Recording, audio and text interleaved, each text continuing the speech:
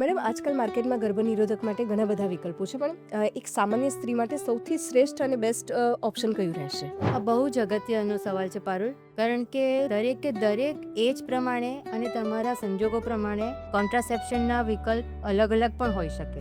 કે જેમ કે લગ્ન પહેલા અગર તમે પ્રી મેરાઇટલી એક્ટિવ છો, લગ્ન પછી તરત જ ન્યૂલી મેરિડ કપલ હોય કે એક વખત એક બાળક આવી ગયું પણ બીજું બાળક લાવતા પહેલા વચ્ચે કોઈક અંતર રાખવું છે, અથવા તો બે બાળક આવી ગયા અથવા તો તમારા ઈચ્છિત બાળકો આવી ગયા અને ફેમિલી કમ્પ્લીટ થઈ ગયું, તો તે વખતે પણ તમારું કોન્ટ્રાસેપ્શનના જે ઉપાય છે તે અલગ અલગ હોઈ શકે. મેડમ, અનમેરિડ એક્ટિવ યુગલો છે, તો એમના માટે કયો બેસ્ટ ઓપ્શન રહેશે? જ્યારે તમે અનમેરિડ છો અને સ્ટીલ એક્ટિવ છો તો તમારા માટે કોન્ડોમ એ બેસ્ટ ઉપાય છે, કારણ કે એનાથી એક આકરે બે પક્ષી મારે છે. એક તો તમને અનઇચ્છિત પ્રેગ્નન્સીમાંથી બચાવે તો છે જ, પરંતુ સેક્સ્યુઅલી ટ્રાન્સમિટેડ ઇન્ફેક્શન અત્યારે ઘણા કોમન થઈ ગયા છે, એનામાંથી પણ પ્રોટેક્શન આપે છે. હા, પણ જો તમને હોર્મોનલ ઇમ્બેલેન્સ હોય એટલે કે પીસીઓડી હોય અને એ વખતે તમારું ઓવ્યુલેશનનું કંઈ પ્રિડિક્શન હોતું નથી, તો તે ટાઈમે તમારું પીરિયડ રેગ્યુલર કરવા, તમારા હોર્મોન્સ બેલેન્સ કરવા અને તમને કોન્ટ્રાસેપ્શન માટે તમે ઓછા ડોઝવાળી બર્થ કંટ્રોલ પિલ્સ પણ લઈ શકો છો.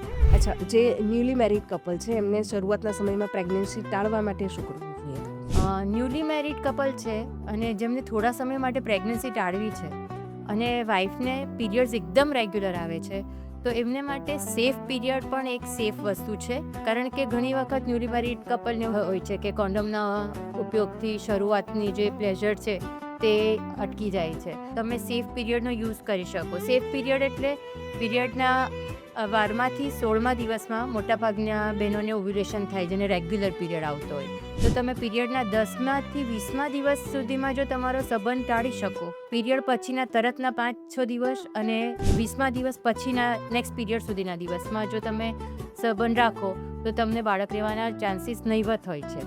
તેમ છતાં જો ન્યૂલી મેરિડ કપલ છે અને આ દિવસોમાં તમારે એક્ટિવ રહેવું જ છે, તો તમે કોન્ડોમનો યુઝ કરી શકો છો એની સાથે, અથવા તો કાયમ માટે જ કોન્ડોમનો યુઝ કરી શકો કે જેથી કરીને તમને સેક્સ્યુઅલી ટ્રાન્સમિટેડ ઇન્ફેક્શન પણ ન થાય અને બર્થ કંટ્રોલ પણ થાય. અને બર્થ કંટ્રોલ પિલ્સ પણ તમે 2-3 વર્ષ માટે ચાલુ રાખી શકો છો. અચ્છા, પહેલું બાળક આવી જતું હોય છે પણ બીજા બાળક માટે થોડું અંતર રાખવું હોય, તો એના માટે કયા સાધનો ઉપલબ્ધ છે? તો જ્યારે બે બાળક વચ્ચે તમારે અંતર રાખવું હોય ને, તો તે ટાઈમે તમે કોન્ડોમ્સ અથવા તો બર્થ કંટ્રોલ પિલ્સ તો યુઝ કરી જ શકો છો, પરંતુ સૌથી બેસ્ટ ઉપાય જ્યારે પણ તમારે બે બાળકની વચ્ચે ટૂંકા સમયનું બર્થ કંટ્રોલ કરવું છે, તો તે વખતે કોપર ટી એટલે કે ઇન્ટ્રાયુટ્રાઇન કોન્ટ્રાસેપ્ટિવ ડિવાઇસ એ તમારા માટે સારો ઓપ્શન છે. કારણ કે ઘણીવાર શું થતું હોય કે પહેલું બાળક આવે, બાળક નાનું છે અને તે વખતે બચ્ચાને રાખવાના સ્ટ્રેસમાં તમે કદાચ બર્થ કંટ્રોલ પિલ્સ જે રેગ્યુલર લેવાની હોય છે તે વચ્ચે વચ્ચે ભૂલી જાઓ, અથવા તો કોન્ડોમ્સ ઘણી વખત આળસના લીધે ન વાપરો, અથવા તો અવેલેબિલિટી ન હોય અને તમારો અનપ્રોટેક્ટેડ સંબંધ બંધાય, તો તે વખતે અનિચ્છિત બાળક આવવાની શક્યતા થઈ જાય છે, પાછી કપલ ટેન્શનમાં આવી જાય છે. તો કોપર ટીમાં નોન હોર્મોનલ છે, તમને યાદ રાખીને લેવું નથી પડતું અને એની અવેલેબિલિટી છે કે નહીં એનું ટેન્શન નથી હોતું. તો આ બે બાળકની વચ્ચે જ્યારે અંતર રાખવું હોય ને, તો તે વખતે copper T is best. Madam, family planning પૂર્ણ થઈ ગયું હોય એટલે કે હવે વધુ બાળકની જરૂરિયાત ના હોય, ત્યારે શું વાપરી શકાય? જ્યારે તમારું ફેમિલી પ્લાનિંગ એટલે તમારું કમ્પ્લીટ થઈ ગયું તમારું ફેમિલી અને હવે તમને ફ્યુચરમાં બાળકની જરૂરિયાત નથી, તો તે ટાઈમે કોપર ટી જે 3 વર્ષ, 5 વર્ષ, 10 વર્ષ સુધી તમને પ્રોટેક્શન આપી શકે, તો એ તો છે જ તમારી પાસે. પરંતુ જો તમારા બંને બાળક અથવા તો જેટલા બાળક જોઈતા હતા એટલા હવે મોટા થઈ ગયા છે, પરંતુ તમારી ઉંમર 35ની આજુબાજુ છે, તો 10-15 વર્ષ, કારણ કે પીરિયડ લગભગ તમારું 45-47 વર્ષ જશે, તો ત્યાં સુધી તમારે જો પ્રોટેક્શન જોઈતું હોય તો ફેમિલી પ્લાનિંગની પરમેનન્ટ મેથડ હોય છે, જેને ફેમિલી પ્લાનિંગનું ઓપરેશન બી કહેવાય છે, કુટુંબ નિયોજનની સર્જરી.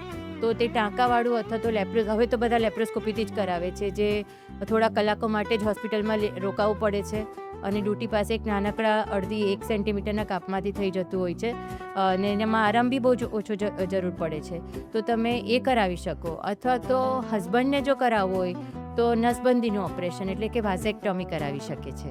મેડમ, અમુક બહેનો પ્રેગ્નન્સી રોકવા માટે આઈપીએલનો યુઝ કરતી હોય છે, તો એ સેફ કહેવાય? આ સૌથી ખોટો યુઝ છે આઈપીએલનો. આઈપીએલ એટલે ઇમરજન્સી કોન્ટ્રાસેપ્શન, એટલે જ્યારે પણ તમને અનપ્રોટેક્ટેડ રિલેશન રખાઈ જાય છે.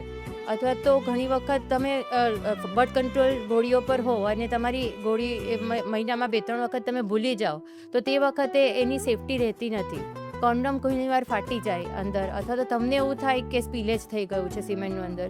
તો આ બધા સંજોગોમાં તમે ઇમરજન્સીમાં આ પિલ લો, નહીં કે તમે તમારા રૂટીન કોન્ટ્રાસેપ્શનમાં. જો તમે એવી રીતે વિચારીને લેશો કે એક વખત સંબંધ રાખ્યો અને પછી આઈ પિલ લઈ લીધી એટલે હવે ફેમિલી પ્લાનિંગ એટલે કોન્ટ્રાસેપ્શન થઈ ગયું, તો એ વસ્તુ એકદમ ખોટી વસ્તુ છે. કારણ કે જેને કારણે તમને હોર્મોનલ ઇમ્બેલેન્સ થશે, તમારો પીરિયડ પણ અનિયમિત થઈ જશે.